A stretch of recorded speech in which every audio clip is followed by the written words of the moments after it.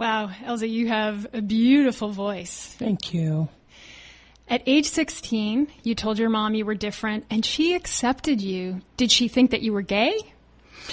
Well, I went through that stage at first.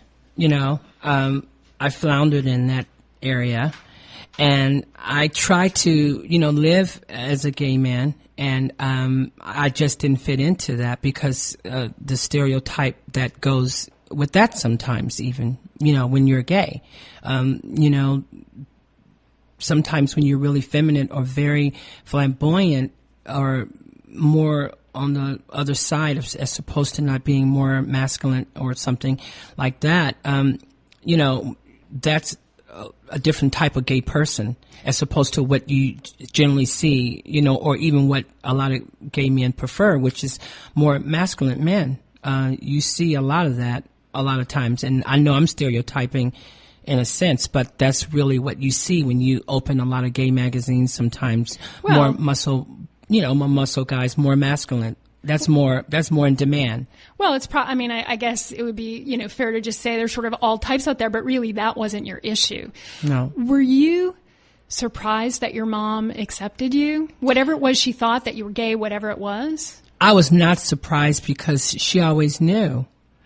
And she always let me know, like when people would say things about me, or any comments that was made at the time with one of my sisters. I did something and we had a little spat and, the name would come up or something. My mother was always there to support me. And right after, she was always there to give me some type of consoling of like, don't worry about it, or, you're beautiful, or she was always there. Which is why I immortalize her the way I do. And people in this town that knows my music know all the songs I wrote about my mama, and all these different songs. And those were some of the most requested songs that I used to play around town. It's definitely a gift to have a parent who accepts you. A lot of people struggle. They don't get that experience. She even let you wear her jewelry, her perfume. Yeah. That's amazing. Yeah, she did. She invited me to the day I told her that it's time for me to start, living full time as a female, as a transgender. That was when she said, here's my jewelry, here's my stuff, here's my clothes, here's my shoes. Anything I have here, you're welcome to it. How old were you when you made that decision? It was about 20, 21, 22. How did you figure out, ultimately, okay, this is the issue. I am a woman. I've got a man's body, but I'm a woman. I gotta live like a woman. Yeah. How'd you figure that out? I start slowly going out in drag, and I start realizing how comfortable I felt. And I looked in the mirror and I said, "You even look better," The responses, going out, connecting with men and women even, when I would be out and some women didn't know I was transgender, but we would connect as women. That was like a real connection. And then the men, I'm not going to lie, they liked it too.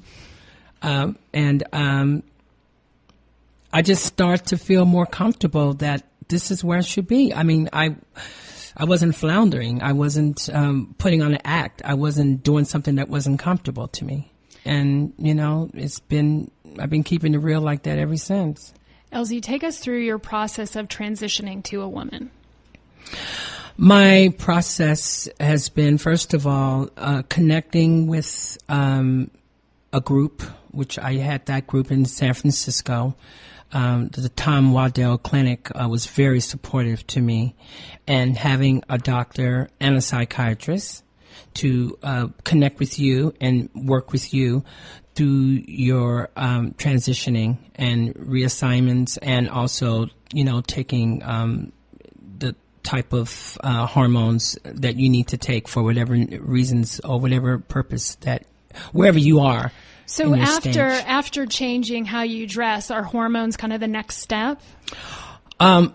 Changing how you dress, but first of all, it's got to be in your spirit and in your mind, because it ain't about just what you wear. It's not about just dressing up in women's clothes. It's beneath that. This is just something that helps to, trigger what you feel inside and allows you to be who you are and be real. But the next step would be getting counseling, like get with a group of people, get with people like you or people that understand you that can let you know, what you're feeling is okay and can help you to move further along in your process. And that's either with, just a psychiatrist or a group, or definitely you have to have a physician. You have to start connecting with a doctor, because if you start taking hormones, then you have to start getting a lot of the same treatments. Or if you get a sex change, you have to start getting the same treatments, and you have to get, all the things when it comes to breasts and other areas being checked as a female would. So, Elsie, what surgeries have you had? Well, I don't like talking about totally my surgeries. I just like discussing that I have made all the transitions and I've had the surgeries that I'm comfortable with. So I've got two questions that come to mind out of that. So one is, there are I imagine there could be some basic things like you might have had some facial surgery. Never. Never. Okay. Breast surgery? No. No. Okay. So then really what we're talking about is whether or not you've had genital surgery. How come you don't talk about that? Well, my main reason why is because people judge you on if you have had surgery or not had surgery, how far you are along as being a transgender, or if you are truly, complete, or if you are not in a stage of where you should be to be happy.